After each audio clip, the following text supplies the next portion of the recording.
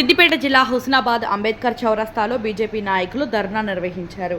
కేంద్ర మంత్రి బండి సంజయ్ పై రాష్ట్ర పీసీసీ అధ్యక్షుడు మహేష్ గౌడ్ అనుచిత వ్యాఖ్యలు చేశారని ఆరోపిస్తూ ఆందోళన చేపట్టారు. మహేష్ గౌడ్ దిష్టిబొమ్మను దహనం చేయడానికి యత్నించగా అక్కడే ఉన్న పోలీసులు వారిని అడ్డుకున్నారు. దొంగ ఓట్లతో గెలిచాడని బండి సంజయ్ పై పీసీసీ అధ్యక్షుడు మహేష్ గౌడ్ ఆరోపణలను బీజేపీ నాయకులు తీవ్రంగా ఖండించారు. కాంగ్రెస్ ఎమ్మెల్యేలు కూడా దొంగ ఓట్లతో గెలిచారా అని ప్రశ్నించారు. పార్లమెంట్ ఎన్నికల్లో కాంగ్రెస్ నాయకులు 8 స్థానాలు గెలిస్తే బీజేపీ నాయకులు 8 స్థానాలు గెలిచారని, అందులో కూడా కాంగ్రెస్ నాయకులు దొంగ ఓట్లతో గెలిచారా అని మండిపడ్డారు. మహేష్ గౌడ్ చేసిన ఆరోపణలు వెనక్కి తీసుకుని బండి సంజయ్కి క్షమాపణ చెప్పాలని డిమాండ్ చేశారు.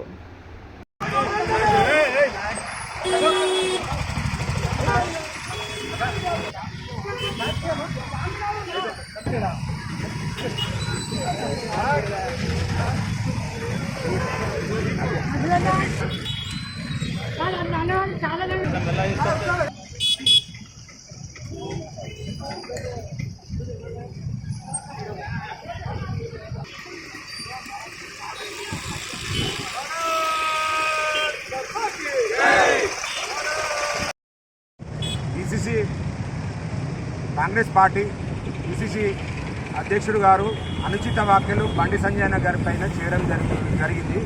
అనుకు నిరసనగా ఈరోజు నిరసన తెలపడం జరిగింది. వారి దిష్టిబొమ్మ దహనం కోసం ప్రయత్నిస్తే పోలీసులు అడ్డగించుకోవడం జరిగింది. పిసిసి గారు, మీరు మా బండి సంజయ్ గారికి మీరు దొంగ ఓట్లతో గెలిచిరని అంటున్నారు కదా, మీరు ఏ ఓట్లతో గెలిచిరని, మీ ఎమ్మెల్యే గారు ఏ ఓట్లతో గెలిచిరని మేము ప్రశ్నిస్తున్నాం. ఈరోజు మా దొంగ ఓట్లు అయితే మీ కూడా దొంగ ఓట్లే కావాలి కదా. మీ ఎమ్మెల్యే కాబట్టి ఎక్కడి దొంగ ఓట్లు కావా? ఈరోజు మీరు ఏం చేస్తున్నారు? 42% ఉన్న బీసీ నాయకులకు ముస్లింలను కలిపి 48% చేస్తున్నారు. 10% ముస్లింలు ఎట్లయితారు? మీ మనసుకు మీరే ఆలోచించుకొని బిల్లు పాస్ అయితే లేదని అంటున్నారు. బీజేపీ నాయకులకు పైన అనుచిత వ్యాఖ్యలు చేస్తున్నారు. మీరు ఏ విధంగా, మీరు కూడా ఒక నాయకులుగా ఉన్నారు. మీరు కూడా దొంగ ఓట్లతో గెలిచిరు కదా. మీ నాయకులు కూడా ఎమ్మెల్యేలు కూడా దొంగ ఓట్లతో గెలిచిరా. దానికి మీరు సమాధానం చెప్పాలి. మరి ఈ కరీంనగర్ ప్రజలకు క్షమాపణ చెప్పకపోతే మీకు ఎక్కడ పడితే అక్కడ అడ్డుకుంటారని మా కార్యకర్తలు బీజేపీ పార్టీ పక్షాన మేము హెచ్చరిస్తున్నాం, మేము డిమాండ్ చేస్తున్నాం. తెలంగాణ రాష్ట్రంలో అధికారంలో ఉన్నటువంటి కాంగ్రెస్ పార్టీ వారు ఇష్టానుసారంగా తెలంగాణ ప్రదేశ్ కమిటీ అధ్యక్షులు మహేష్ కుమార్ గౌడ్ ఎవరినైతే బండి సంజయ్ గారిని ఉద్దేశించి మాట్లాడే మాటలను వెనక్కి తీసుకోవాలని, తెలంగాణ ప్రాంతంలో 17 ఎంపీ స్థానాల్లో 8 స్థానాల్లో కాంగ్రెస్ పార్టీ ఎంపీలు గెలపడం జరిగింది. అదేవిధంగా భారతీయ జనతా పార్టీ సంబంధించిన 8 మంది గెలపడం జరిగింది. మరి మీరు గెలిచిన 8 మందిలో కూడా మీరు కూడా దొంగ ఓట్లతోనే గెలిచినట్ట. దానికి మీరు సమాధానం చెప్పాలి.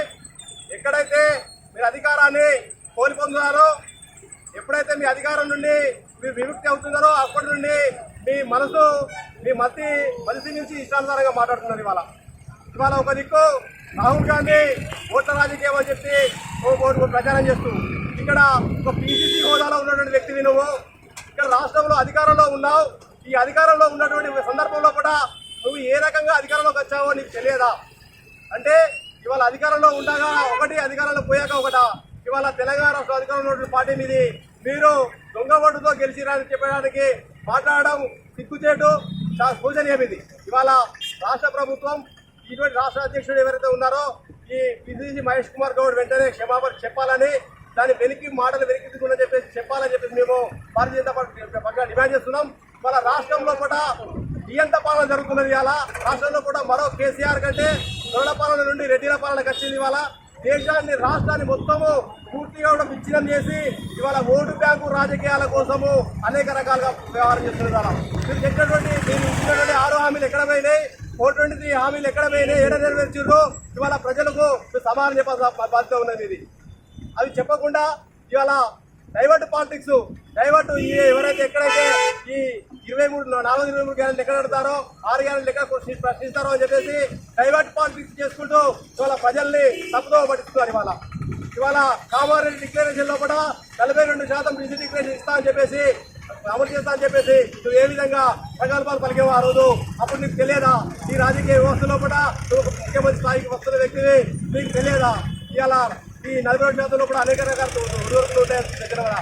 అప్పుడు తెలియకుండా నువ్వు హామీలు ఇచ్చావా?